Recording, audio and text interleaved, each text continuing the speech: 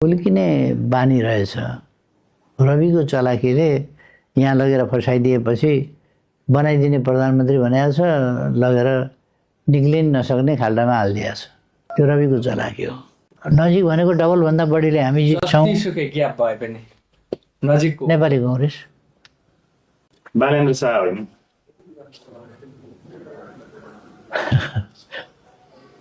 उहाँको के छ यहाँ, को छ यहाँ? मेरो ठाउँमा आएपछि त मसँग भेटेर बा के गरौँ कसो गरौँ, म चुनाव लड्न आएँ, कहाँ बसौँ, कस्तो गर्दा राम्रो हुन्छ भने भाइ मै खोजिदिन्थेँ नि डेरा त के भयो। अब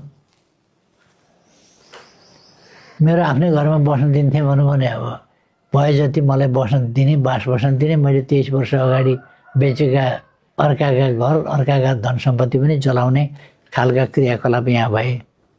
अब त्यस्तैका घरमा त किन बस्नु पर्थ्यो त? नन्तै बसे हुँदो, बरु म खोजिदिन्थेँ। मैले त यहाँ त मान्छे चिनिया छु नि त। राम्रो सजिलो के हुन्छ भने एआई प्रयोग गरेर एउटा चाहिँ मेसिन गन मैले बोकेर टट गोली चलाएको देखाइदिएँ, यही मान्छेले मारेको हो भन्दाखेरि त गजब हुन्थ्यो होला नि। होइन, यो सर्वोच्च अदालतले थुनामा राखेर कारबाही गर्नुपर्छ भन्ने निष्कर्ष दिने, अनि विशेषले चाहिँ नि छोडिदिने, अनि सबै तैचुप मैचुप हुने, यो खोलो यत्तिकै आफ्नै बाटोमा हिँडिराखे जस्तो त लाग्दैन।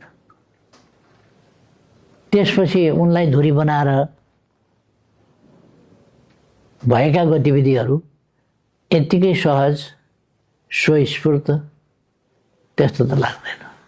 तर उहाँहरू त हामी रिसर्च गर्छौँ, हामी रिसर्च गरेर डेटामा विश्वास गर्छौँ, रिसर्च गरिसक्यो हामी जित्छौँ अनि भन्नुहुन्छ। हामीलाई चाहिँ गर्न आउँदैन कि, रिसर्च गर्न आउँदैन कि, मान्छेलाई सोध्न आउँदैन कि, सोधेर आएको नतिजा निकाल्न आउँदैन कि, त्यसलाई कसरी के गर्नुपर्छ भन्ने कुरा आउँदैन कि, हामीले चाहिँ ल्यापटप चलाउँदैनौँ कि, हामीले चाहिँ फोन चलाउँदैनौँ कि, हामीले चाहिँ कम्प्युटर चलाउँदैनौँ कि, हामीलाई चाहिँ रिसर्च भनेको कुन चराको नाम हो भन्ने